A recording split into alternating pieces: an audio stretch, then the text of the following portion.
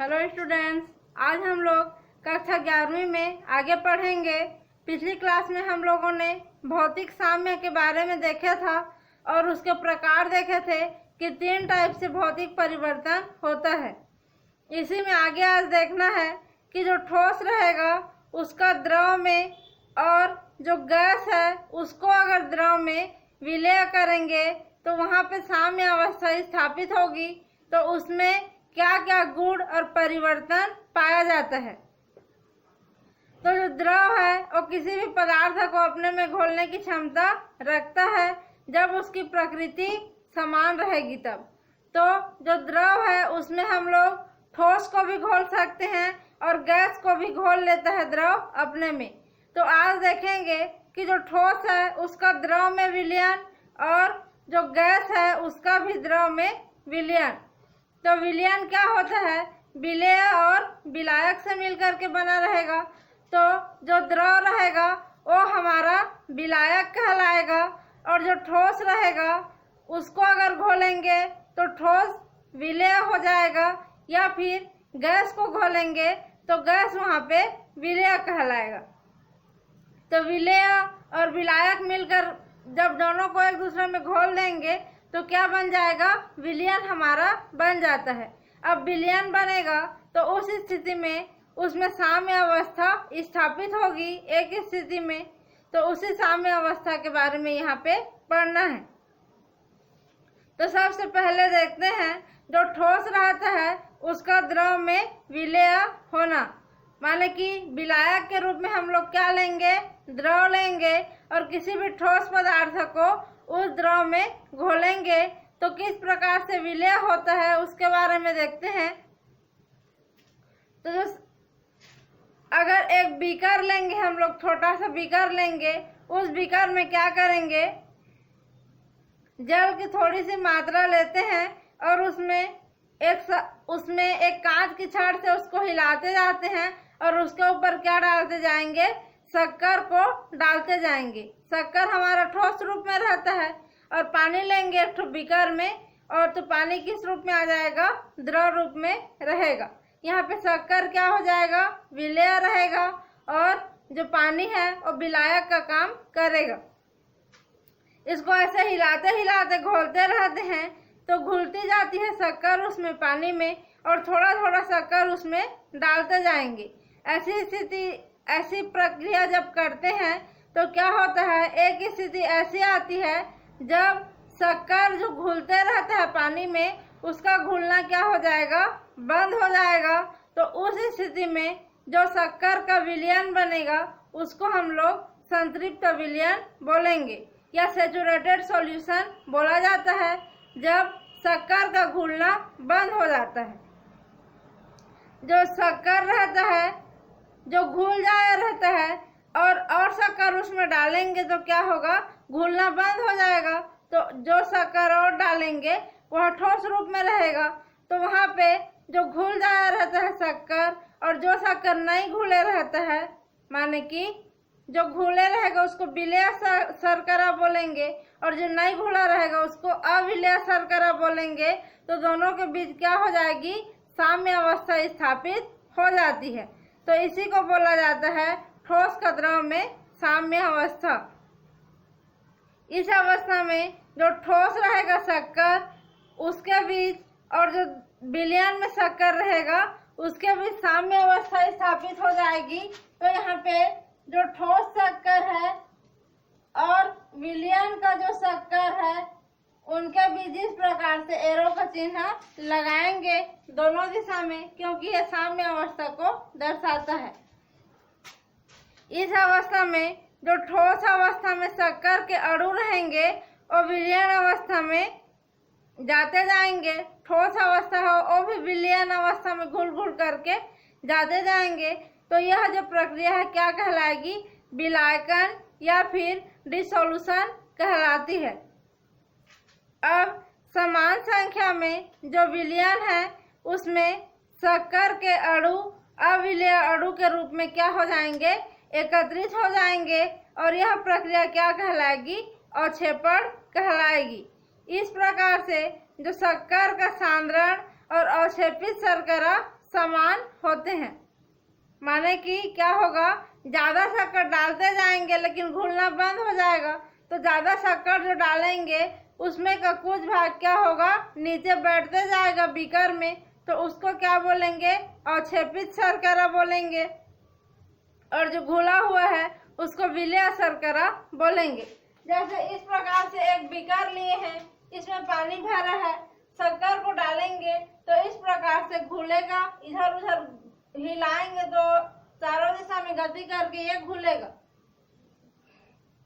अब यहाँ पे ये सब घुले हुए हैं तो इसको विलेय शर्करा बोलेंगे। और संतृप्त विलयन जब इसका बन जाएगा तो और अधिक शक्कर डालेंगे तो इस प्रकार से नीचे में बैठने लगेगा, तो इसको बोलेंगे अवक्षेपित शर्करा या फिर अवक्षेपित भाग, और इसको बोलेंगे विलेय भाग। तो जो विलेय होने की दर और अवक्षेपित होने की दर साम्य अवस्था में क्या रहता है, एक समान रहता है। यह विलयन संतृप्त विलयन होगा और यह जो है विलेय भाग कहलाएगा, और नीचे जो बैठा हुआ है वो अविलेय भाग कहलाता है। अब देख लेते हैं हम लोग विलेयता के बारे में कि विलेयता क्या होती है। तो जो विलेय रहता है उसको जब विलायक में घोलेंगे तो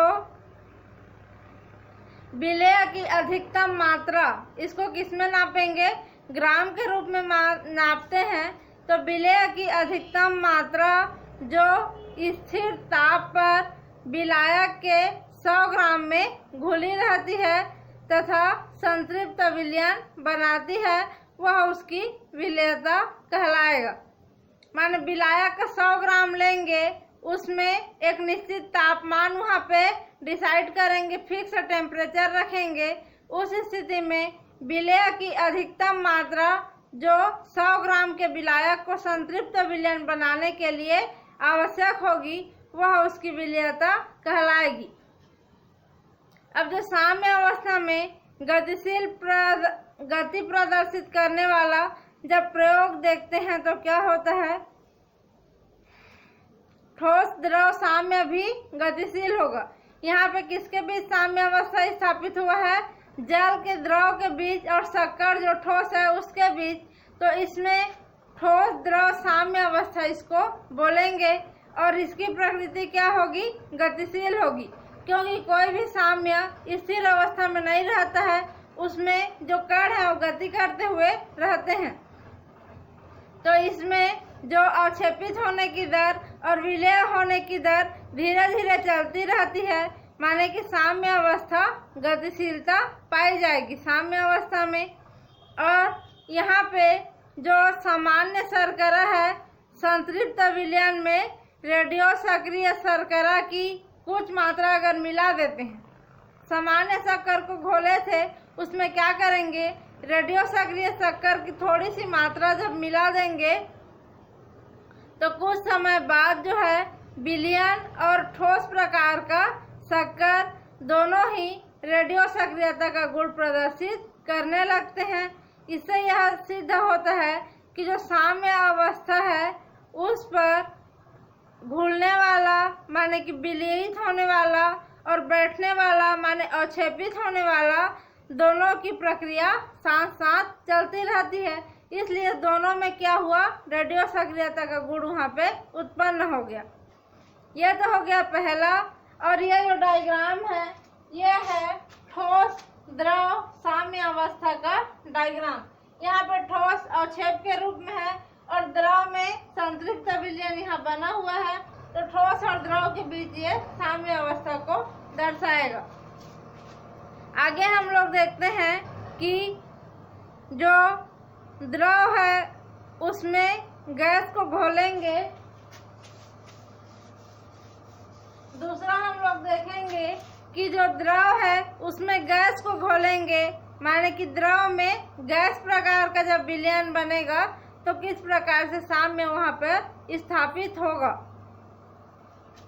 इस प्रकार की साम्य अवस्था कब स्थापित होती है, जब कार्बन डाइऑक्साइड गैस किसमें घुलता है, पानी में घुला रहता है। क्योंकि कहीं भी नदी नाला तालाब कुआं समुद्र में पानी रहेगा, उसके अंदर क्या पाए जाते हैं, कई प्रकार के जलीय जीव रहते हैं, जैसे मछली, केचुआ, घोंघा, सांप, कछुआ, इस प्रकार से। तो इन सभी को श्वसन के लिए ऑक्सीजन की जरूरत पड़ेगी, और उसमें जो जलीय पौधे पाए जाते हैं जैसे कि शैवाल, कवक, फंजाई, कमल के पौधे, इन सबको कार्बन डाइऑक्साइड की जरूरत पड़ेगी प्रकाश संश्लेषण के लिए। तो यहाँ पे जो जल रहता है उसमें क्या घुला रहता है, ऑक्सीजन गैस और कार्बन डाइऑक्साइड घुली हुई रहती है। तो उसी को बोलेंगे जल में गैसों की विलयता। यहाँ पे जो है कार्बन डाइऑक्साइड गैस अगर पानी में घुला रहता है तो उसको क्या बोलेंगे, सोडा वाटर बोलते हैं। तो सोडा वाटर में बाटल में रहता है जिसमें कार्बन डाइऑक्साइड गैस पानी में घुला हुआ रहेगा। तो इसमें कार्बन डाइऑक्साइड गैस और कार्बन डाइऑक्साइड का जो विलयन रहता है दोनों के बीच साम्य अवस्था स्थापित होता है। तो जो गैस है जल में उपयुक्त विलायक अगर उसको मिलता है तो उसमें विलय रहती है, और जो गैस की विलयता रहती है उस पर दाब या प्रेशर का प्रभाव पड़ता है, और प्रेशर पर भी उसकी विलयता डिपेंड करेगी।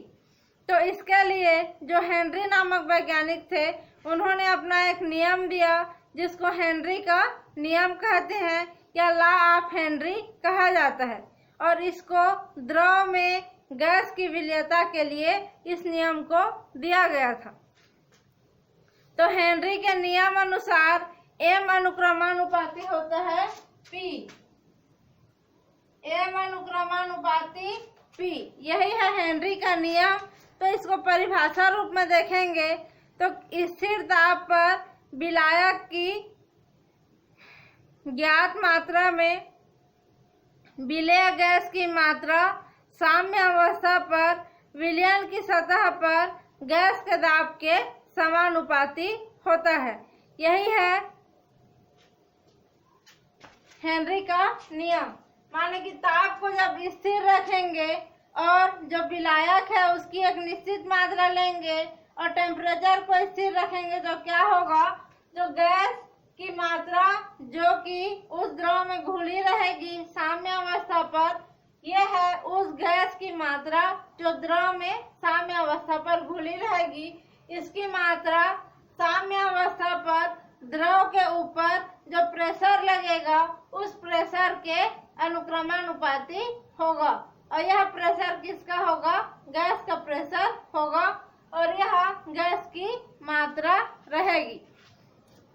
तो यह है आरोपित दाब या फिर प्रेशर, और m है गैस की मात्रा जो कि विलय होने वाली गैस है।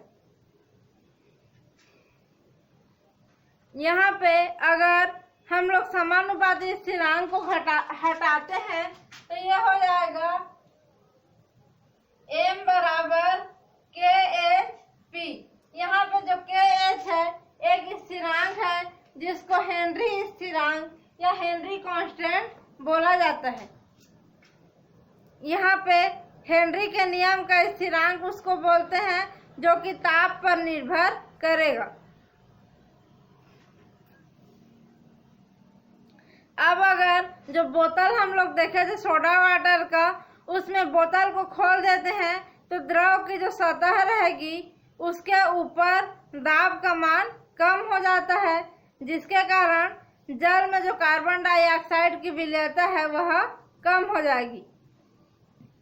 जब बोतल का ढक्कन बंद रहेगा तो क्या होगा, कार्बन डाइऑक्साइड की विलयता ज़्यादा रहेगी, और जब ढक्कन को खोल देंगे तो उसके ऊपर जो गैस का प्रेशर लग रहा था वो कम हो जाएगा और कार्बन डाइऑक्साइड की विलयता उसमें कम हो जाएगी, और वह जो गैस है बुदबुदाहट के साथ क्या होती है, बाहर निकलने लगती है, और कुछ समय बाद जो बुलबुला निकलता रहता है वह समाप्त हो जाएगा, क्योंकि जो द्रव सतह का दाब होता है वह वायुमंडलीय दाब ही रहता है।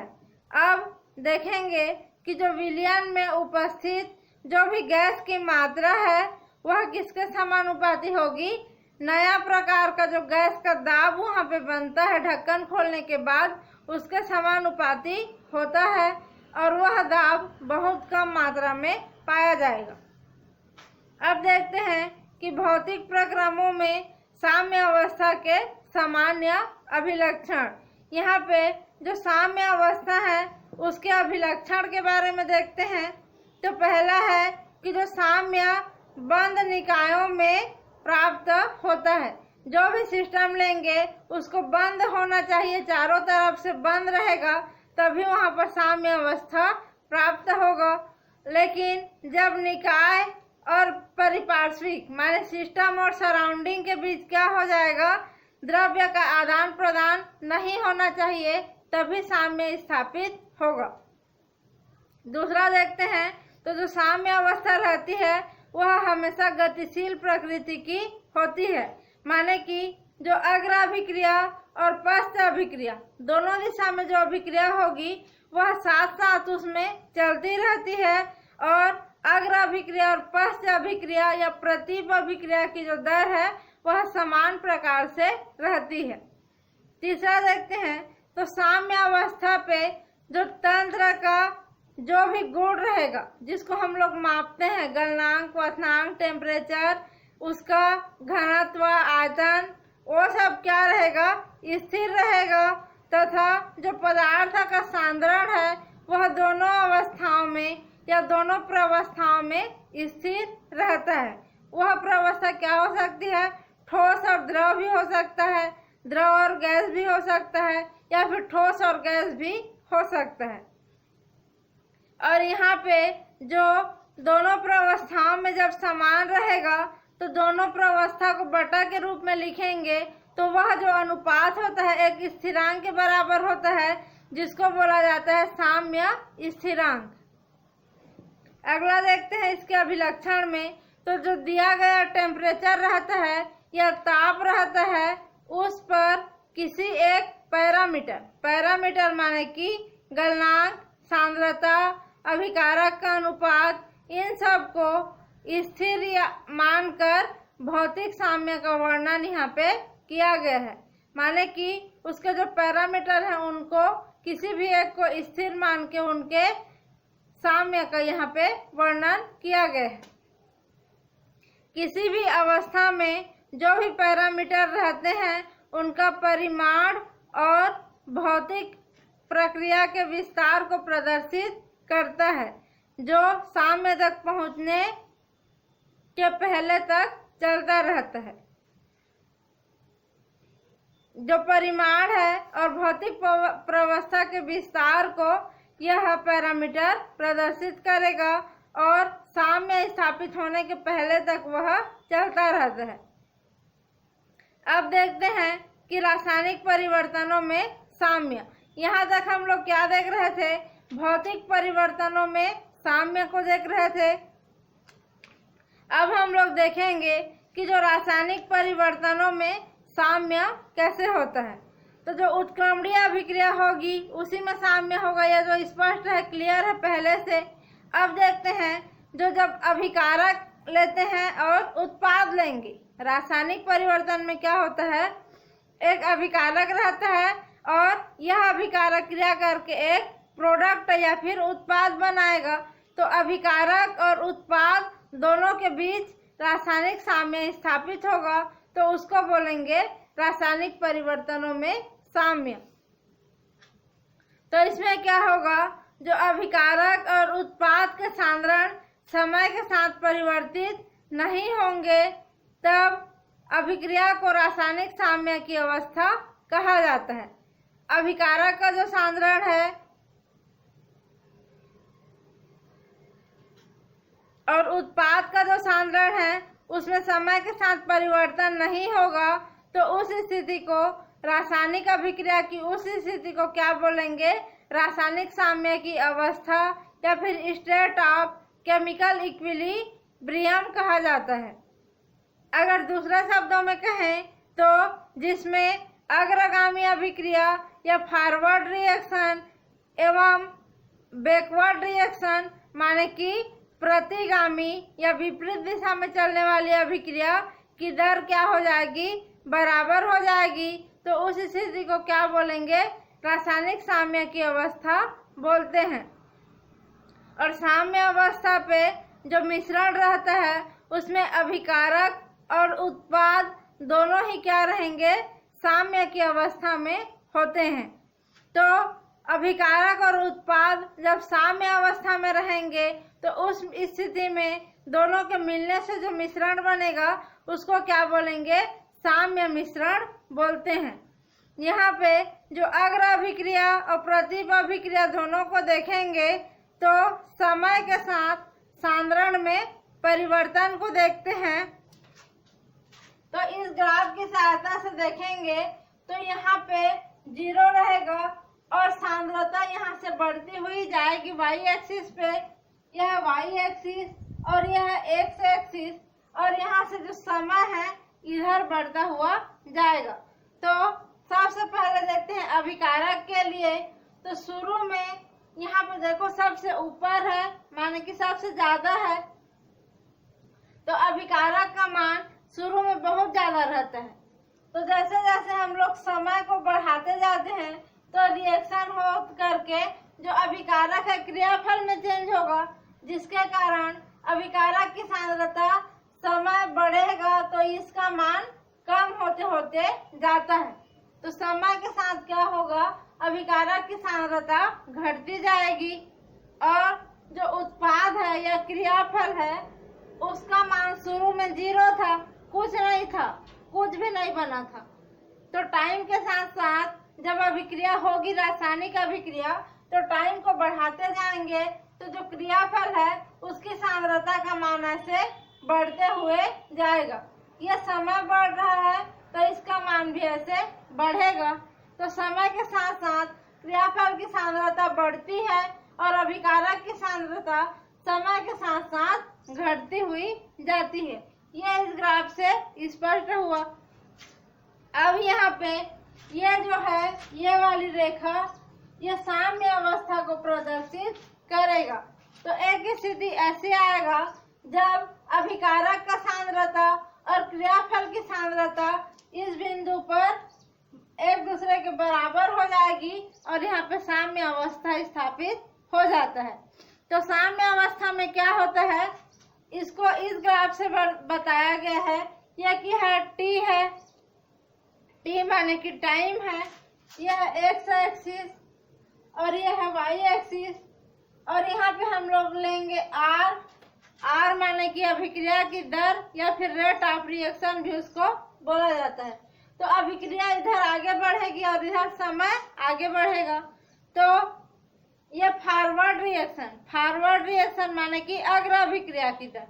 तो अभिकारक जैसे जैसे इसकी सांद्रता कम होगी तो उसमें क्या होगा, अग्र अभिक्रिया होगी। तो ये हो गया अग्र अभिक्रिया के लिए ऊपर वाला, इसको लिखती हूँ फॉरवर्ड रिएक्शन। अब जो पीछे वाला है ये क्रियाफल बन जाएगा। अभिकारक से यहाँ पे क्रियाफल बन गया है। अब क्रियाफल बनने के बाद क्या होगा, फिर से पीछे की ओर रिएक्शन होगा।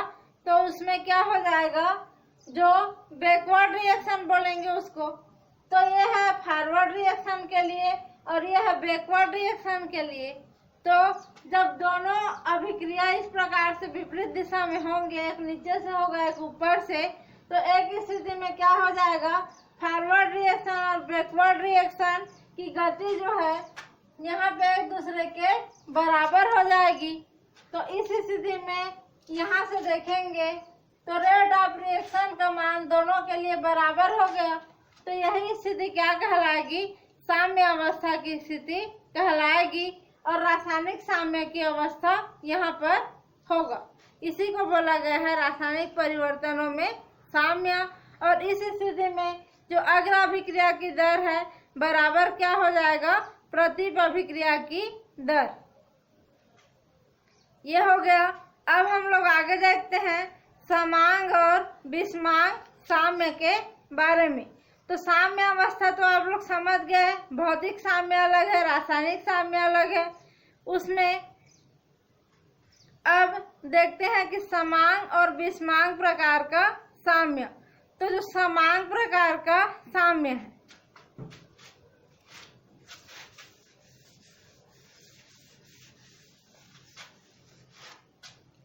सबसे पहले देखते हैं समांग और दूसरा आता है विषमांग। ये क्या है? साम्य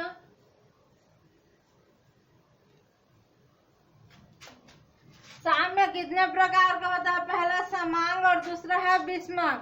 तो जो समांग है, समांग किससे मिलके बना है?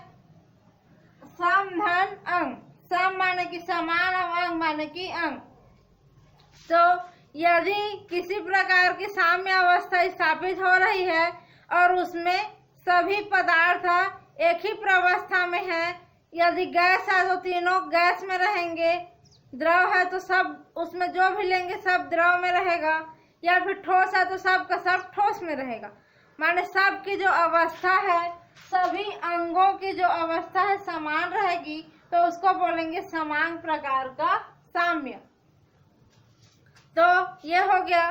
तो पहला देखते हैं वे अभिक्रियाएं जिसमें केवल गैसीय पदार्थ ही सम्मिलित होगा।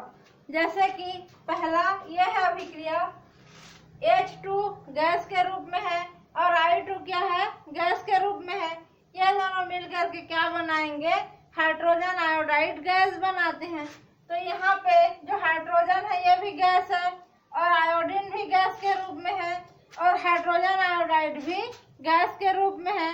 तो जो तीनों की अवस्था है वो किस रूप में है? गैस अवस्था में है। तीनों की अवस्था समान है। तो यहाँ पे ये जो दिख रहा है ये साम्य अवस्था स्थापित होगा।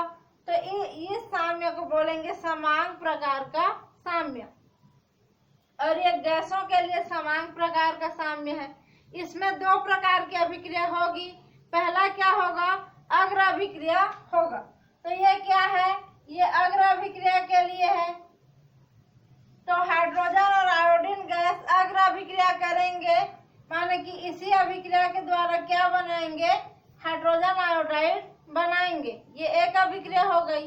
दूसरी अभिक्रिया को बोलेंगे प्रतिप अभिक्रिया। यहाँ पर और जो हाइड्रोजन आयोडाइड बना है वो इस अभिक्रिया के द्वारा, इस पद के द्वारा HI फिर से बनाएगा। तो ये कहलाएगा प्रतिप अभिक्रिया।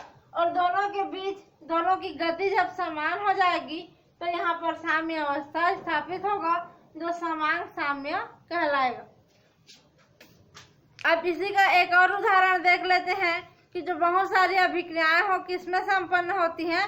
विलयन के रूप में संपन्न होंगी। जब विलयन के रूप में संपन्न होती हैं तो ये देखो अमोनियम हाइड्रोक्साइड है, यहाँ पे AQ का मतलब है एक्वा सॉल्यूशन। एक्वा सॉल्यूशन माने कि जलीय विलयन। जो अमोनियम हाइड्रोक्साइड है उसको जल के साथ घोल करके विलयन बनाया गया है। तो यह है अमोनियम हाइड्रोक्साइड प्लस यह एसिटिक एसिड और इसका भी AQ माने कि एक्वा सॉल्यूशन या जलीय विलयन। यहाँ पे इसका जो CH3COO और इसका NH4 मिल करके क्या बनाएंगे? CH3COO NH4 बन जाएगा। अब यहाँ का ये हाइड्रोजन बचा और इसमें का OH बच गया है, तो H और O क्या हो जाएगा? H1 H2 और O। यहाँ पे H2O बना। तो ये भी एक्वा सॉल्यूशन माने जलीय विलयन के रूप में है। और ये जो जल है ये तो खुद जल है और इसी का विलयन है। तो सब की अवस्था क्या है? जलीय विलयन की अवस्था है। तो यहाँ पे जो विलयन के रूप में सब की अवस्था क्या है? समान है। तो यह भी समांग प्रकार का साम्य यहाँ पर स्थापित होगा। अगला देखते हैं कि जो इसी में आयरन है Fe3+, इसको बोलेंगे फेरिक आयन। फेरिक आयन का यहाँ पे देखो AQ लिखा है, इसका भी जलीय विलयन लेते हैं तो ये किस कलर का रहता है? येलो या पीला कलर का रहेगा। प्लस क्या करेंगे? इसमें HCN- या थायोसाइनाइड का जलीय विलयन लेते हैं तो ये रंगीन कलर का रहता है। यह दोनों का जलीय विलयन को मिला देंगे तो यहाँ पे क्या बनेगा? फेरिक थायोसाइनाइड बन जाता है। तो ये इन दोनों के मिलने से जो बनता है प्रोडक्ट, ये भी AQ या जलीय विलयन के रूप में रहता है। और इसका जो कलर है रक्त लाल कलर का या फिर blood like red colour, blood के जैसे लाल रंग का यहाँ पे प्रोडक्ट मिलेगा। विलयन जो मिलता है वह लाल रहता है, खून के जैसे लाल रंग दिखाई देगा। तो ये तीनों किस में हो रहे हैं, जलीय विलयन या एक्वा सॉल्यूशन में हो रहे हैं। तो यह भी क्या है, समांग प्रकार का उदाहरण है। और इसमें यहाँ पे जो साम्य स्थापित होगा वो समांग प्रकार का साम्य कहलाएगा। अब देखते हैं दूसरा है विषमांग प्रकार का साम्य। यहाँ तक हम लोग समांग साम्य के बारे में देखे हैं। अब देखेंगे विषमांग प्रकार का साम्य। विषमांग साम्य में क्या होगा, जो भौतिक प्रकार के जो साम्य रहते हैं वो विषमांग प्रकृति के रहते हैं। तो उसमें ठोस या गैस, ठोस और द्रव माने समान अवस्था नहीं रहेगी। कोई ठोस में रहेगा तो कोई गैस में तो कोई लिक्विड में, इस प्रकार से अलग अलग अवस्था सबकी पाई जाती है। तो उसके जो अंग हैं, किसी भी अभिक्रिया के जो अंग हैं, अभिकारक और उत्पाद, उनकी अवस्था विषम होगी, अलग अलग होगी, तो कहलाएगा विषमांग प्रकार का साम्य। उदाहरण के लिए देखते हैं कि कैल्शियम कार्बोनेट CaCO3 ये किस रूप में रहता है, सॉलिड रूप में रहेगा। दीपावली में पोताई करने के लिए चूना लाते हैं, चूना में क्या रहता है, कैल्शियम कार्बोनेट।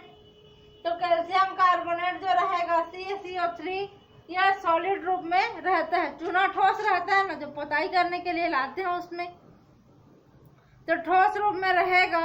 इसको क्या करेंगे, गरम करेंगे तो क्या बनता है, calcium oxide CaO plus CO2। इसको जब गरम करते हैं तो यहाँ से calcium oxide plus carbon dioxide gas बनेगा। तो ये जो कैल्शियम ऑक्साइड है ये भी ठोस रूप में रहता है, माने कि सॉलिड। और CO2 जो गैस बनता है ये किस रूप में रहेगा, गैस के रूप में रहता है। तो यहाँ पे ये ठोस है, ये भी ठोस है, लेकिन ये क्या है, गैस है। तो तीनों की अवस्था में दो समान है लेकिन तीसरा अलग है। तो ये विषमांग प्रकार का यहाँ पे साम्य स्थापित होगा। इसी प्रकार से जो मैग्नीशियम कार्बोनेट है, यहाँ पे ये जो है इसमें परस्पर अभिक्रिया नहीं होती है। माने अग्र अभिक्रिया में ये क्या हो जाएगा, टूट करके CaO प्लस CO2 बनाएगा। लेकिन प्रतिप अभिक्रिया में इन दोनों को मिलाएंगे तो फिर से कैल्शियम कार्बोनेट नहीं बन पाता है। इसी प्रकार से जो मैग्नीशियम कार्बोनेट है MgCO3 ये भी क्या रहता है, सॉलिड रूप में रहेगा। इसको भी जब गरम करेंगे तो गरम करना इसको नहीं पड़ता है, सॉरी यहाँ पे, तो ये बनाएगा मैग्नीशियम ऑक्साइड MgO प्लस यहाँ पे बनता है CO2, ये गैस के रूप में। तो ये सॉलिड है और ये भी सॉलिड है। और यहाँ पे जो बनता है यह सॉलिड, और यहाँ पे जो बनता है CO2 वो गैस के रूप में है। तो यहाँ पर भी दो ठोस के रूप में है, एक गैस के रूप में है। तो यहाँ पे जो साम्य स्थापित होगा विषमांग प्रकार का साम्य कहलाएगा। यह हो गया समांग और विषमांग साम्य। अब जो है रासायनिक साम्य की प्रकृति के बारे में अगली क्लास में देखेंगे। अभी के लिए बस यहीं तक।